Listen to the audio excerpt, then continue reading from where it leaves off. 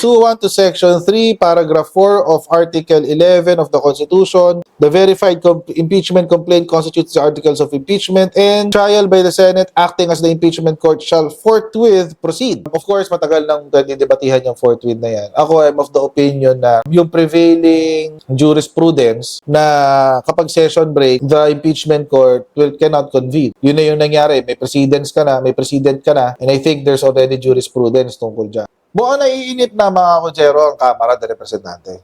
Actually, kahit ako, naiinip na rin. And with all this drama unfolding sa hanay ng mga Duterte, parang nararamdaman ko na yung urgency para sa prosecution ni Sara Duterte sa kanyang impeachment. Although, mas maganda pa rin kung iintayin natin yung resulta ng eleksyon, which is coming in a few weeks. So, kung ako tatanungin, mas maganda kung after the elections. Pero kung nag-uumpisa pa sila ng June 2, at this point in time, parang hindi na siya feasible. Kasi habang tumatagal ang panahon, palayo ng bansa si Sara Duterte. And including, kasama po doon, mga kotsero, ay yung pasagutin na si Sara doon sa sakdal. Kasi wala pa, hindi pa siya sumasagot hanggang ngayon. At nakakatawa yung kanyang response sa ganito sa issue na to. Yung mga miyembro po ng Kamara, Solons asked Duterte, or Senate rather, to order VP Duterte to answer the impeachment traps. Prosecutors in the impeachment trial of Vice President Sara Duterte have asked the Senate to require her to submit an official answer to the articles of impeachment. These documents were sent by the House of Representatives to the Senate in February. Yan ang sinasabi natin. Panoorin natin yung balita tungkol dyan.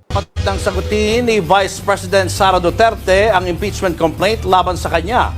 Yan ang panawagan ng ilang kongresista na naghain ng mosyon sa Senado para pasagutin ang Vice Presidente. Nasa frontline ng balitang yan, si Marian Enriquez.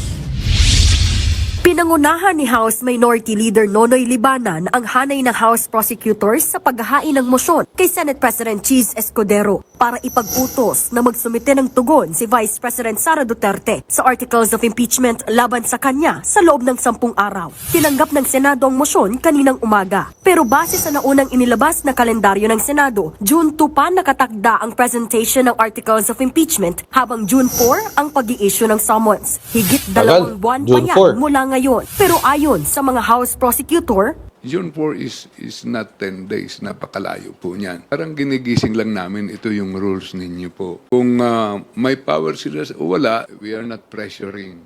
We are doing our job. kasama ni Libanan sa paghahain ng entry with motion to issue summons sa Senado, ang kasamahang prosecutor na si One Rider Party List Representative Rog Gutierrez, Deputy Majority Leader Paulo Ortega at Assistant Majority Leader Jay Conghun. March 14 pa raw nila pinirmahan ng mosyon pero hindi lang muna ipinasa dahil ang buong akala nila nakabreak ang Senado. Apparently, nagkaroon po sila ng hearing last Thursday nung committee ni Senadora Amy. Ibig sabihin, nagtatrabaho pa rin po ang Senado. Nasa The Hague, Netherlands ngayon si VP Sara bilang pagsuporta sa...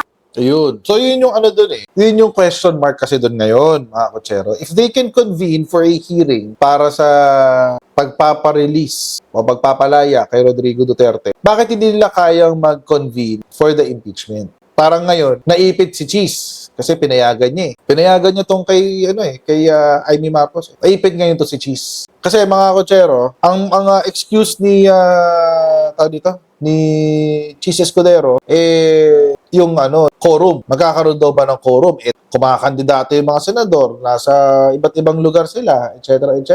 Kaso, dito sa pagtatanggol kay Rodrigo Duterte, they made time. Kumuha sila ng oras. Di iba nga lang online, pero dalawa nandoon. Ito yung parang nakasira sa diskarte ni Cheese. Kasi ang palusot niya palagi, mahirap ang quorum kasi naka-break, session break, hindi kami pwede mag-convene for an impeachment. Pero dito, para ipagtanggol si Rodrigo Duterte, nakapag-convene yung 4. What is preventing the other 8 to also participate in the impeachment trials? Ito yung summons. Entry with motion to issue summons in the matter of the impeachment. Ano kaya ang sulat dito? On February 25, the House of Representatives duly endorsed and transmitted to the Honorable Senate of the Philippines the verified complaint, okay? nangyari talaga yan. Sino ang complainants? Ang complainants ho dito, yung mga kongresista mismo. And it is more than the 1/3 requirement ng ating konstitusyon. Pursuant to Section 3, Paragraph 4 of Article 11 of the Constitution, the verified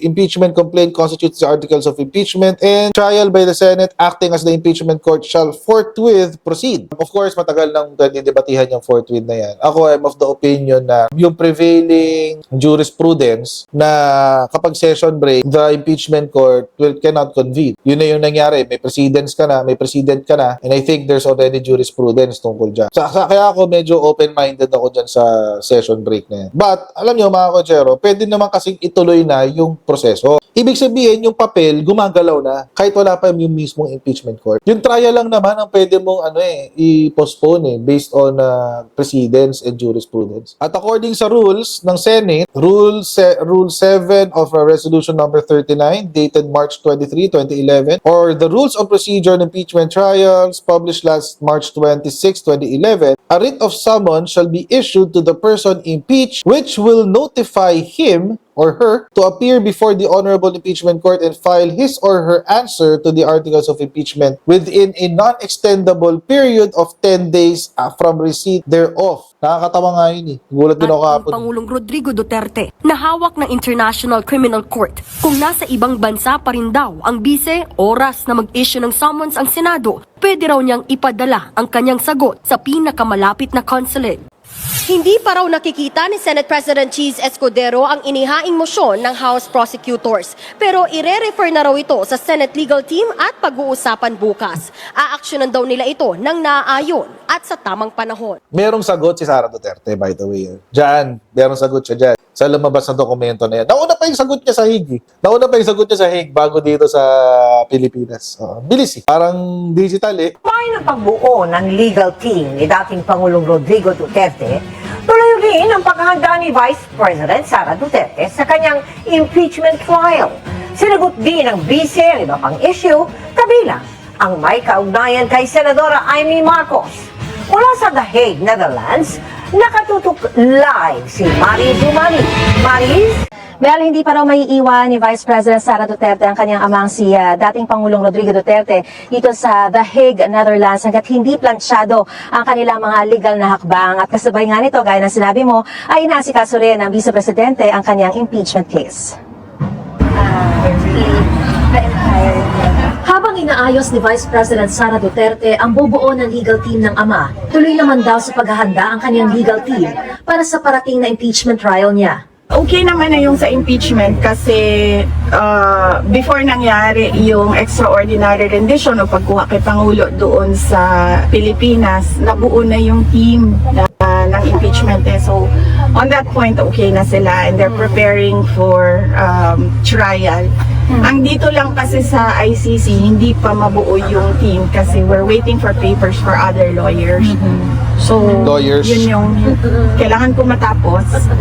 And then, kailangan ko ma-introduce yung lawyer in charge for PRD inside and the outside world doon sa mga kapatid ko and sa kay Shelito para pwede na akong bumalik sa Pilipinas and then pumunta na lang dito kapag kailangan.